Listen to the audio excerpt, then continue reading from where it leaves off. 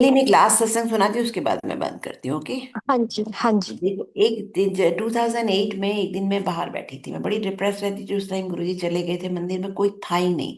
ये नहीं, 2007 की बात है, जुलाई की, जुलाई एंड की बात है। और कोई भी नहीं होता था मंदिर में। तो एक दिन एक अंकल मुझे बैठे हुए दिख गए। तो मैं उनके पास बैठ गई, तो मैंने कहा अंकल कोई सत्संग सुना। ये सब यंग जनरेशन के लिए सत्संग है, बहुत पावरफुल सत्संग है। तो मैंने कहा अंकल कोई सत्संग सुना। तो उन्होंने मुझे एक सत्संग सुनाया, अपना पर्सनल सत्संग सुनाया। और वो सत्संग था, वो कश्मीरी अंकल थे, बड़े हैंडसम अंकल थे, टॉल एंड हैंडसम। उनके ऑफिस में, व्हेन ही वाज अराउंड 55, 60 में तो रिटायर ही हो जाते हैं। He was happily married with two girls, हाँ, मैरिजेबल एज की लड़कियां थी उनके घर में। इससे डर के मैं बहुत खुश था अपनी शादी से, ऐसा मुझे कोई प्रॉब्लम नहीं था। और उनकी ऑफिस में एक लेडी ने ज्वाइन किया, और वो हमेशा लव यू करती रहती थी अंकल को। तो उनको बड़ी एम्बेरसमेंट होती थी क्योंकि पूरा स्टाफ देखता था। बट वो गुरुजी से कनेक्टेड थे उस टाइम पे भी। तो ऐसे बहुत टाइम तक चला, 2 हफ्ते तक। फिर वो गुरुजी के पास गए एक दिन, परेशान होके। और जाके पीछे बैठ गए, और सोचते रहे कि गुरुजी मैं आपको कैसे बताऊं कि कितनी बड़ी मुश्किल में फंस गया।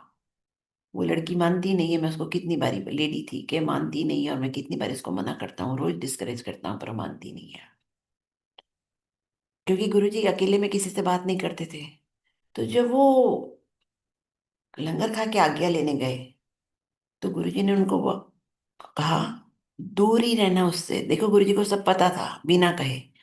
गुरुजी ने कहा दूर ही रहना तू उससे। तो कहते मुझे आंसर मिल गया। और भी डिस्करेज करने लगे, पर वो लेडी मानती ही नहीं थी, सारा टाइम लवी लवी करके। इसे फिर मुझे एक और डर हो गया कि मेरे स्टाफ को पता चल गया, कहीं मेरी बीवी बच्चों को पता चल गया, वो कभी नहीं मानेंगे कि मैं इसमें इन्वॉल्व नहीं हूँ। तो उनको ये भी डर था। तो फिर ऐसे 15 दिन हो गए, वो लेडी मानती नहीं थी।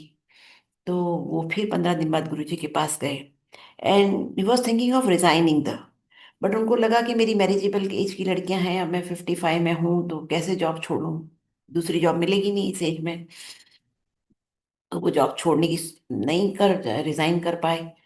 तो जब गुरुजी के पास गए 2 हफ्ते बाद फिर से, तो पीछे बैठे हुए थे, यही सोच के कि गुरुजी आपने तो कहा था, मैंने पूरी कोशिश की, वो तो मानती ही नहीं, अब मैं क्या करूं। मेरे घर में पता चल जाएगा तो मेरा क्या होगा। ये सब सोच रहे थे वो। तो जब आज्ञा लेने गए तो गुरुजी ने कहा कल तू रिजाइन कर दे। देखिए, गुरुजी को सब पता होता है ना। गुरुजी गुरुजी हर उस पे बिना कहे सब समझ के गुरुजी ने कहा तू कल रिजाइन कर दे। तो उन्होंने रिजाइन कर दिया, फैमिली वालों को बोला मुझे गुरुजी ने कहा रिजाइन करने के लिए, तो रिजाइन कर दिया। और रिजाइन करने के बाद उनको 10 दिन के बाद डबल सैलरी पे जॉब मिल गई। तो देखिए, ये सबसे बड़ा उनका टेस्ट था। अगर वो उस लेडी के साथ इन्वॉल्व हो जाते तो जीरो हो जाते। गुरु जी अपनी ब्लेसिंग्स विड्रॉ कर लेते, क्योंकि गुरु ये सब चीजें, एक्स्ट्रा मैरिटल अफेयर, ये सब अलाउ नहीं करते गुरु जी। कोई भी गुरु नहीं अलाउ करता। तो वो जीरो हो जाते, लेकिन उनको डबल सैलरी पे जॉब मिल गया, वो इतने खुश थे। और ये पता नहीं, जैसे आज मैंने बोला ना आंटी आंटी, तो एक प्लेटफॉर्म पे मैं सत्संग सुना रही थी, और वहां पे भी मैंने जब एंड किया तो सामने से नो रिप्लाई। तो मैंने कहा चलो एक सत्संग और सुना देती हूँ। तो मैंने, उस टाइम मुझे सत्संग याद आ गया, मैंने सुनाया। तो एक लेडी मुझे कॉन्स्टेंटली मैसेज भेज रही थी, aunty I want to talk to you after this, aunty I want to talk to you after this. तो जैसे ही प्लेटफॉर्म हमारा, वो मैंने आज्ञा ली, बंद हो गया, तो वो आंटी ने मुझे फोन किया। तो मैंने कहा क्या बात है आंटी। तो कहती मेरा भी ऐसे ही चक्कर है। मैंने कहा क्या। देखिए, हमारी संगत में बहुत सारे ऐसे लोग होंगे। तो उसके हस्बैंड की भी डेथ हो गई थी 6 महीने पहले, ओके। और उसके जो हस्बैंड की लास्ट राइट्स में जिस अंकल ने हेल्प की, वो उसके हस्बैंड का फ्रेंड था, सॉरी।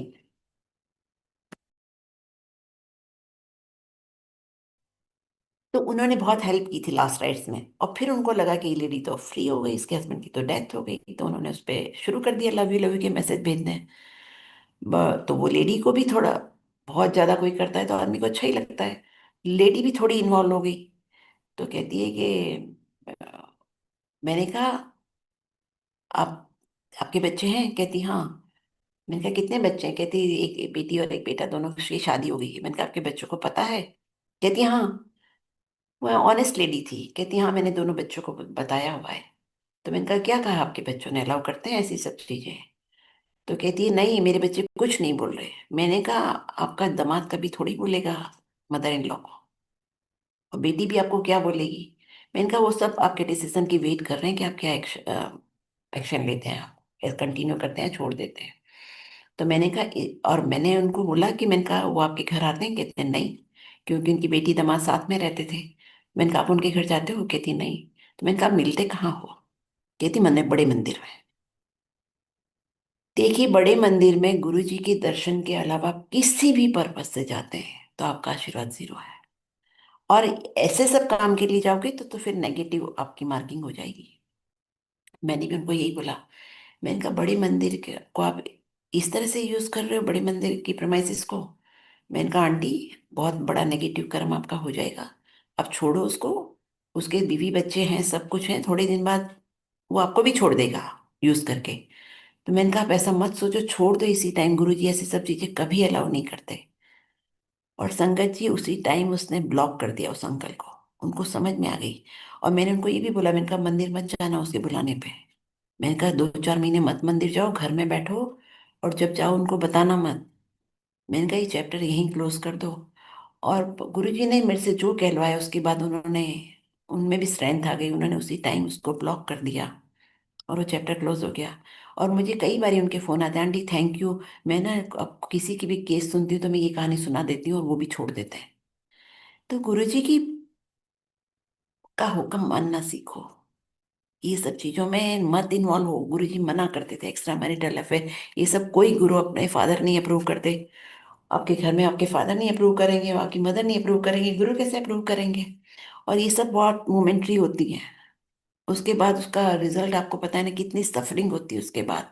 और गुरु आपको फिर छोड़ देंगे। देखिए, गुरु किसी को वैसे नहीं छोड़ते, पर ऐसे सब गलत काम करोगे तो गुरु आपको छोड़ देंगे। और जैसे गुरु जी कहते थे ना कि फिर कई जन्म लगेंगे आपको गुरु ढूंढने में, गुरु के पास वापस आने में। एक बार ही ना एक अंकल को गुरुजी ने कहा था कि तू पर्टिकुलर डे आ जाना, मैंने कल भी सुनाया था। तो वो नहीं आए। गुरुजी ने 3 बार कहा और नहीं आए। फिर उस दिन वो नहीं, जब नहीं आए, सिंगला अंकल ने कहा गुरुजी देखो आपने कितनी बारी कहा फिर भी नहीं आए। गुरुजी ने कहा आज मैंने जो कहने देने के लिए उसको बुलाया था ना, कई जन्म लगेंगे उसको वापस आने में, वो दिन वापस लाने में। और ऐसे ही मैंने एक स्वामी का लेक्चर सुना था कि वो अमेरिका में लेक्चर दे रहे थे, एक अमेरिकन लेडी उनके पीछे पड़ गई है and she say I want to marry you. Swami Rama थे वो। तो वो अपने गुरु के पास गए। देखिए, वो स्वामी थे, स्पिरिचुअली इवॉल्व थे, उनको पता था। तो अपने गुरु से पूछने गए, नहीं तो कोई होगा तो पूछेगा भी नहीं। तो वो पूछने गए तो गुरु कभी किसी चीज को मना नहीं करते, आपको डिसीजन लेना है। तो उनके गुरु ने भी यही कहा, गुरु ने, उनके गुरु ने कहा कि आज जो तेरा स्पिरिचुअल लेवल है ना, अगर तूने शादी की कई जन्म लगेंगे तुझे वापस इसी लेवल पे आने में। तो he decides not to get married. फिर वो मना कर देते कि नहीं वो शादी नहीं कर, उन्होंने फिर कभी शादी नहीं की। ऐसे हमको इतनी समझ होनी चाहिए कि हर बात हम गुरु से पूछ के करें। जो मैंने कभी पूछी नहीं गुरु से, मैं कुछ भी करती थी मैं गुरु जी से नहीं पूछती थी। मुझे लगता था हम 3 दिन सत्संग में जाते हैं, 4 दिन फ्री हैं, हम जो मर्जी करें। मैं पूछती नहीं थी। गुरु जब मिल जाता है ना तो हर चीज गुरु से पूछ के करनी चाहिए। बीच में अभी क्या हुआ, 1 महीने पहले कुछ हुआ था मेरी लाइफ में, और मैंने किसी को जोर से बोल दिया, मेरा वॉल्यूम हाई हो गया। और बाद में मैंने बहुत रिपेंट किया कि गुरुजी मैंने जो कुछ कहा था सही कहा था, लेकिन जिस तरह से मैंने कहा था वो गलत था, कि मुझे वॉल्यूम नहीं हाई करना चाहिए था अपना। और फिर मैं रोज पूछती थी गुरुजी को, रोज। अब तो 25 साल हो गए हम पूछते ही हैं गुरुजी को, अब तो समझ आ गई, तब तो आती नहीं समझ, भी गुरुजी देते हैं तभी समझ आती है। मैं रोज गुरुजी से पूछती थी कि गुरुजी मैंने गलत किया ना, मेरा वॉल्यूम हाई हो गया, पर मैंने जो कहा था सही कहा था। मैं ऐसे रोज गुरुजी को बोलती रहती थी। 15 दिन बाद मुझे गुरुजी ने कहा कि हाँ तूने गलत किया, तुझे नहीं बोलना चाहिए था।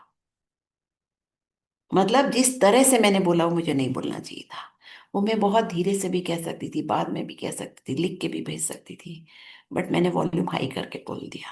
तो ये सब चीजें गुरुजी कहते थे ना, नम्रता लाओ, हम्बलनेस होनी चाहिए आप में। गुरुजी। और फिर मुझे हमेशा ये भी ध्यान आता है कि गुरुजी के पास कितने आते थे, गुरुजी के पास सबकी फाइलें खुली होती थी, कौन क्या है सब गुरुजी को पता था। गुरुजी कभी किसी को कुछ नहीं बोलते थे। तो ये सबसे बड़ा लेसन है कि हमें किसी को कुछ बोलना नहीं चाहिए। जो जो कर रहा है उसका कर्म है और हमारा गुरु सब देख रहा है। आप अपना कनेक्शन बनाओ, अपनी भक्ति करो।